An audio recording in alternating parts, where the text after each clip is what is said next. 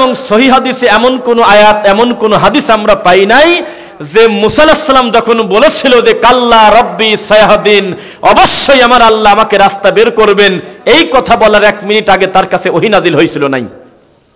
তার কনফিডেন্স লেভেলটা কত হাই ছিল, আত্মবিশ্বাসটা কত সিরিয়াস ছিল। তিনি বলেছে কখনো না, হতেই পারে না, আমার আল্লাহ এই বিপদ থেকে আমাকে বের করবেন, অবশ্যই তিনি রাস্তা বের করবেন। তাই একই সমুদ্রের মাঝখান দিয়ে আল্লাহ চুবাই মারলেন, আরেক সমুদ্র, একই সমুদ্র দিয়ে কাউকে আবার বের করে দিলেন। সেই আল্লাহর ক্ষমতা কি কম বেশি হয়েছে নাকি? যে আল্লাহকে বলা হয়েছিল লা ইলাহা ইল্লা আনতা সুবহানাকা ইন্নী কুনতু মিনাজ জালিমিন, মাছের পেট থেকে বের করে দিয়েছে আল্লাহ, দেয় নাই মনে হয়।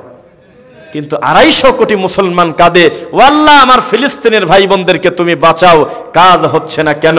এই ব্যাপারে আলোচনা করব। তার পূর্বে সুদ এবং ঘুষের বিষয়ে কিছু কথা বলে নেই ইনশাআল্লাহ। যারা বংশীয় আলে হাদিস আছেন আজকে এখানে, রাগ করেন না, একটু কাটাছেড়া একটু হবে আজকে। বিদআত এবং শিরকের ব্যাপারে বক্তব্য যখন দেই তখন বিদআতীদের ভিতরটা জ্বলে যায়, মনে হয় যে খুন করে দেবে আমাদের। কিন্তু আজকে আমি আপনার জন্য ওয়াজ করতে আসছি, যারা কোরআন এবং সহিহ হাদিস মানে নিজেদেরকে আহলে হাদিস দাবি করে, অথচ সুদ খায়, অথচ ঘুষ খায়, অথচ সালাত আদায় করে না, অথচ হালাল হারাম বোঝে না, তাদের ব্যাপারে ইনশাআল্লাহ।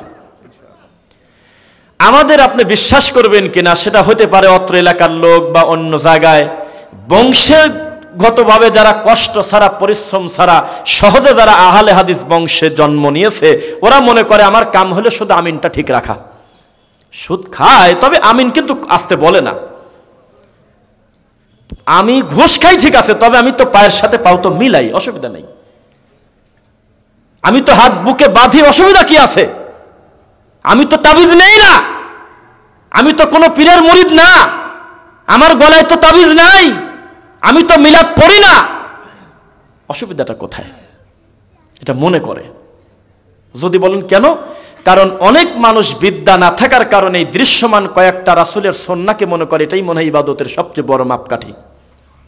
অথচ যেগুলোর নাম নিলাম, আমিন জোরে বলা, বুকে হাত বাঁধা, পায়ের সাথে পা মিলানো, প্রত্যেকটা জিনিস আল্লাহর রাসূলের সুন্নাহ, যা ছুটে গেলে লোকটার নামাজের কোনো ক্ষতি নেই। যে নামাজ হইল না, লোকটার ইবাদত নষ্ট হয়ে গেল, এমন কিছু আছে?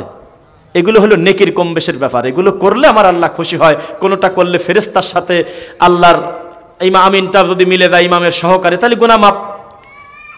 কোনোটা আছে বানাল্লাহু লাহু বাইতান ফিল জান্নাহ, 2 জন ব্যক্তির মাঝখানে ফাঁকা জায়গা পূরণ করার কারণে জান্নাতে ঘর তৈরি হবে। কিন্তু বিনিময়ে কথা বলা নাই যে পাও না মিলালে লোকটা জাহান্নামে যাবে। তবে এটা নবীর সুন্নাহ, ইচ্ছাকৃতভাবে ত্যাগ করা যাবে না। এটাই হলো সালাতের গয়না। গয়না ছাড়া আপনি চলবেন কেন? এগুলো করলে যিনি খুশি হন তিনি হলেন আমার আল্লাহ। কিন্তু প্রশ্ন আমার আরেক জায়গায়, সহজে মানুষ যে বিষয়টা, যে জিনিসটা পেয়ে যায়, তার প্রতি গুরুত্ব একটু কম থাকে বলে আমরা সমাজে দেখি। যারা আমিন বলার কারণে মসজিদ থেকে যাদের বের করে দেওয়া হয়েছে, বুকে হাত বেঁধে সালাত আদায় করার কারণে যাদেরকে ইহুদি খ্রিস্টানের দালাল বলে, তাবিজ না নেওয়ার কারণে যাদের খ্রিস্টান বলে, মিলাদ না পড়ার কারণে যাদেরকে ইহুদি বলে ডাকা হয়, ও বোঝে আমিনের কি দাম। কিন্তু আপনি বুঝবেন না।